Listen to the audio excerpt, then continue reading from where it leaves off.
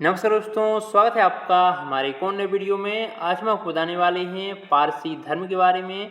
पारसी धर्म का इतिहास क्या है, ये भारत कैसे पहुंचा और इस धर्म की जो खास मान्यताएं हैं, जैसे कि इस धर्म में डेड बॉडी को गिद्धों के लिए छोड़ दिया जाता है, गिद्ध ही उस पूरी डेड बॉडी को खा जाते हैं। तो इस तरीके की मान्यताएं क्यों हैं, इस सभी के बारे में आज हम आपको विस्तार से बताएंगे। तो वीडियो को शुरू से लेकर एंड तक आप लोग देखते रहें और सबसे पहले हमारे चैनल को सब्सक्राइब जरूर कर लें।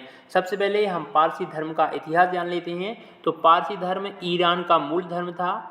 प्राचीन काल में जो ईरान का मूल धर्म था वो पारसी था। सभी लोग यहाँ पर पारसी धर्म को मानने वाले थे, लेकिन धीरे धीरे यहाँ पर अरबों ने आक्रमण किया, इस्लाम धर्म ने यहाँ पर आक्रमण किया, जो मुसलमान लोग हैं उन लोगों ने यहाँ पर आक्रमण किया और पारसी समुदाय को ज़बरदस्ती बलपूर्वक इस्लाम में कन्वर्ट करवा लिया गया, यानी कि धर्म परिवर्तन करवा के उन्हें ज़बरदस्ती इस्लाम कबूल करवाया गया। और धीरे धीरे करके यहाँ से सभी पारसी लोग पारसी धर्म पूरी तरीके से यहाँ पर ख़त्म हो गया। ये जो पारसी लोग थे ये जरथुष्ट्र ये उनके देवता हैं, इनको मानने वाले थे। ये इनके देवता हैं जरथुष्ट्र, इन्हीं को ये लोग मानने वाले थे ईरान में। लेकिन जैसे जैसे यहाँ पर अरबों ने आक्रमण किया, अरब देशों ने आक्रमण किया और ज़बरदस्ती इन्होंने इस्लाम धर्म कबूल करवाया। तो जिन लोगों ने इस्लाम धर्म कबूल कर लिया वो यहीं पर रहे ईरान में ही। लेकिन कुछ लोग ऐसे भी थे जिन्होंने इस्लाम धर्म को कबूल नहीं किया और वो ईरान से निकलकर भारत आ गए, क्योंकि भारत ही एक ऐसी जगह थी जहाँ पर उन्हें एकदम अच्छे से वो रह सकते थे, सद्भाव के साथ रह सकते थे, बिना किसी भेदभाव के यहाँ पर वो रह सकते थे। तो उन्हें सबसे जो सेफ जगह लगी वो भारत लगी, इसलिए वो ईरान से भागकर भारत के गुजरात तट पर आ गए। ये घटना है करीब 766 ईस्वी के समथिंग। जो पहला इतिहास मिलता है पारसियों का तो वो 766 ईस्वी के समथिंग मिलता है कि इसी समय पहला जो उनका कारवां था, पहला जो समूह था पारसियों का, वो गुजरात के पास में आया था। गुजरात के पास में यहाँ पर दीव है, तो सबसे पहले दीव में वो आए थे और दीव से धीरे धीरे करके गुजरात में शिफ्ट हो गए। गुजरात में एक जगह है नवासर करके कोई जगह है, तो वहाँ पर इन्होंने पहला अपना एक बस्ती बनाई थी गुजरात में।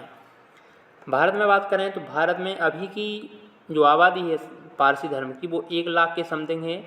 1 लाख यहाँ पर आबादी है पारसी समुदाय की, जिसमें से 70% लोग मुंबई में रहते हैं। अभी हाल ही में साइरस मिस्त्री, जो कि टाटा समूह के पूर्व अध्यक्ष थे, बहुत ही बड़े व्यापारी थे, साइरस मिस्त्री, उनकी मृत्यु हुई है। तो इसी की वजह से जो पारसी धर्म है वो थोड़ा चर्चा में आया है अभी की कंडीशन में। 9वीं से 10वीं शताब्दी में सभी लोग, जितने भी पारसी लोग थे, 9वीं से 10वीं शताब्दी में ऐसे प्रमाण मिलते हैं कि 9वीं से 10वीं शताब्दी में पूरी तरीके से पारसी लोग भारत में शिफ्ट हो गए थे। और पारसी लोग बहुत ही व्यापारी किस्म के लोग थे, तो उन्होंने भारत में आकर व्यापार स्टार्ट किया और भी बहुत सारे काम किए, सेना में भी गए और भारत की तरक्की के लिए भी बहुत सारे योगदान दिए पारसियों ने। आप यहाँ पर देख रहे होंगे गुजरात में आकर बसे, फिर मुंबई शिफ्ट हुए और यहाँ पर इन्होंने उद्योग धंधों में और बहुत सारी चीज़ों में बहुत ही ज़्यादा योगदान दिया। हम बात करते हैं इसकी जो सबसे अनोखी परंपरा है पारसी धर्म की, वो है इसका अंतिम संस्कार। पारसी धर्म में जब किसी व्यक्ति की मृत्यु हो जाती है तो उसका जो अंतिम संस्कार होता है वो काफ़ी एक अलग तरीके से होता है। आप यहाँ पर देख रहे होंगे, इसमें डेड बॉडी को लाके खुले में छोड़ दिया जाता है और इस जगह को कहते हैं टावर ऑफ साइलेंस। आप ये जगह देख रहे होंगे, मैं आपको दिखा देता हूँ। ये जो आप जगह देख रहे होंगे ये इनकी अंतिम संस्कार की जगह है, जहाँ पर इनका अंतिम संस्कार होता है और इसे बोला जाता है tower of silence. Tower of silence या बंगली बोला जाता है इस जगह को, बंगली। और इसी में बॉडी को खुला छोड़ दिया जाता है ताकि जो ये गिद्ध हैं ये पूरी डेड बॉडी को खा जाएं और जो बची हुई हड्डियां हैं उन्हें आराम से, बची हुई हड्डियों को यहीं बीच में ही एक थोड़ा सा गड्ढा करके उसी में आराम से नमक और वो सब मिला के दबा दिया जाता है ताकि वो पूरी तरीके से डिकम्पोज हो जाए। ये होता कैसे है, जब भी किसी आदमी की मृत्यु होती है, तो जब तुरंत अगर मृत्यु हुई है तो उसे आप चूम सकते हैं, छू सकते हैं, लेकिन जैसे ही इस मृत्यु की सूचना इन लोगों को दी जाती है, ये आप देख रहे होंगे, जो ये क्रियाक्रम करते हैं इन लोगों को यहाँ पर बोला जाता है नशा सालर। नशा, सालर इन लोगों को बोला जाता है जो क्रियाक्रम करते हैं।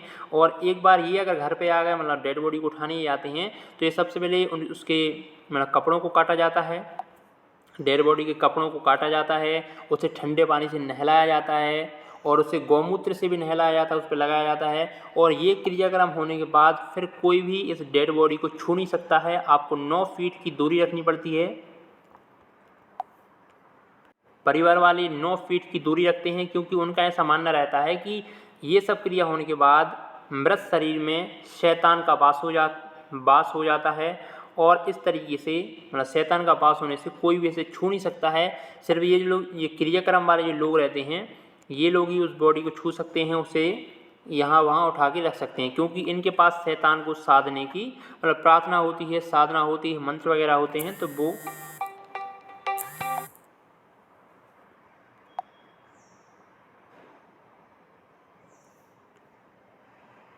तो वो इन शैतान को साध सकते हैं। और इसके बाद ही डेड बॉडी को रखा जाता है। इसके बाद ही यहाँ पर पूरे क्रियाक्रम होने के बाद डेड बॉडी को यहाँ पर खुला छोड़ दिया जाता है और करीब 2 से 3 महीने ऐसी बॉडी खुली पड़ी रहती है और गिद्ध उसे पूरी तरीके से खा जाते हैं। सिर्फ कुछ ही हड्डियाँ बचती हैं, जिन्हें बाद में वहीं की ज़मीन पर आराम से दफना दिया जाता है। और जब ये ले जाते हैं तो इसके बाद जो मतलब एक कुत्ते को बुलाया जाता है और कुत्ता ही ये मतलब तफ्तीश करता है, ये बताता है कि आदमी जिंदा है या मर गया है। जब यहाँ पर लेके आते हैं उससे पहले यहाँ पर भी कुछ पूजा पाठ होते हैं और पूजा पाठ के बाद पहले कुत्ते को बुलाया जाता है और वो कुत्ता अगर भौंक देता है तो आदमी जिंदा है, और अगर नहीं भौंकता है तो आदमी मतलब मर चुका है, शैतान का उसमें वास हो चुका है। और जलाते क्यों नहीं हैं और उसको दफनाते क्यों नहीं है, पानी में क्यों नहीं बहाते हैं, इसकी ये है कि जैसे ही इसका पूरी तरीके से क्रियाक्रम होता है तो इस डेड बॉडी में शैतान का वास हो जाता है।